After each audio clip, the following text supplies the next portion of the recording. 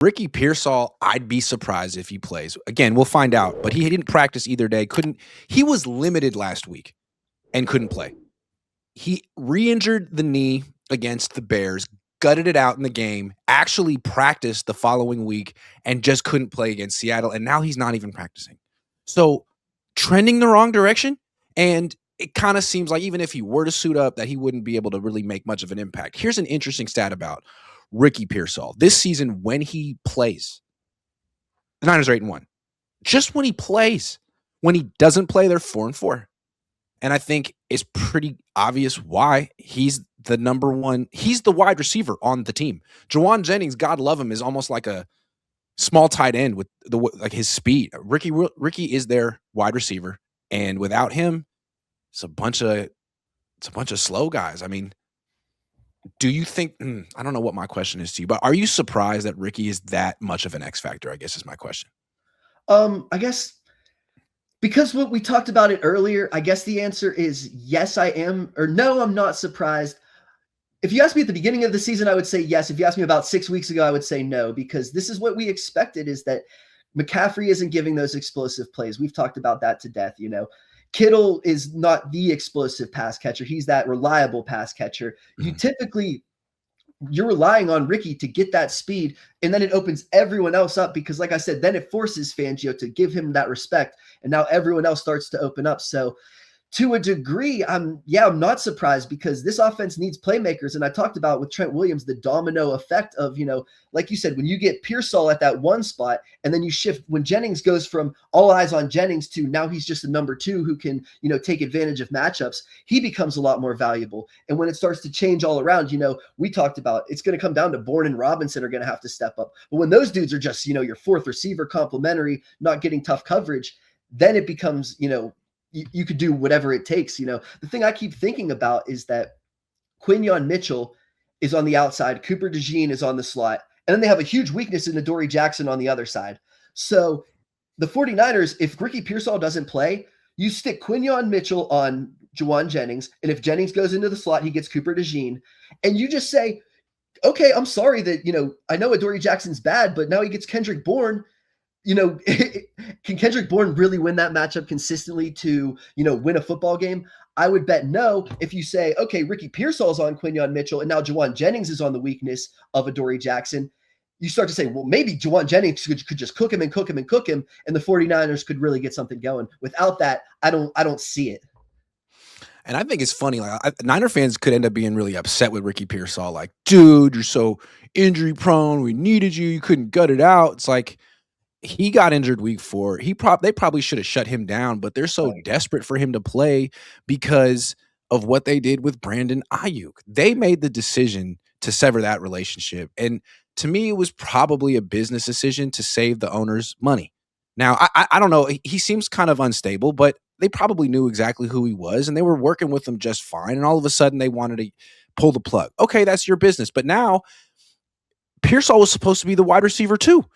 The plan was for it to be Ayuk 1, Pearsall 2. You get rid of Ayuk, now it's Pearsall 1, and he'd never proven that he can do that. I mean, he hasn't shown that he can stay healthy enough to be really a starter. So you put yourself in this situation and sort of made him not the bad guy, but the scapegoat. You're just overly, like you keep saying, you're overly relying on him where you didn't think that was how it was going to go. And like you said, Brandon Ayuk was missing practices and was, on FaceTimes with Jaden Daniels and was calling Coach Tomlin. There was rumors that the trade was complete and he just had to go up. This was before he signed the contract, so this wasn't like, oh, we're shocked that this happened to Brandon Ayuk. We can't believe this happened to him. No, potentially minutes before you signed the contract, you were on the phone dealing him away. So this isn't, some huge surprise in terms of, him going AWOL. And really for Pearsall, it shouldn't be a huge surprise either. He had some questions in college. We talked about he fell to 32 for a reason. He ran 4.3. He's 6'1". He's this talented kid. He fell to, this far in the draft for a specific reason. So you were relying on, you're kind of making a couple, I wouldn't say low probability because Pearsall's very talented. Ayuk's very talented. When they hit, it's not low probability, but you knew the baggage or you knew the questions coming into it. And you still, maybe we talk about Deebo Samuel. You tried to move on. You decided to move on from Deebo Samuel in that regard too. A lot of people thought when they drafted Pearsall, oh, that means they're going to trade Ayuk and keep Deebo. That was a lot of the conversation, the minute they drafted Pearsall, and that obviously didn't happen. So I do think, we talked about it a few weeks ago, and it's so funny to come back to.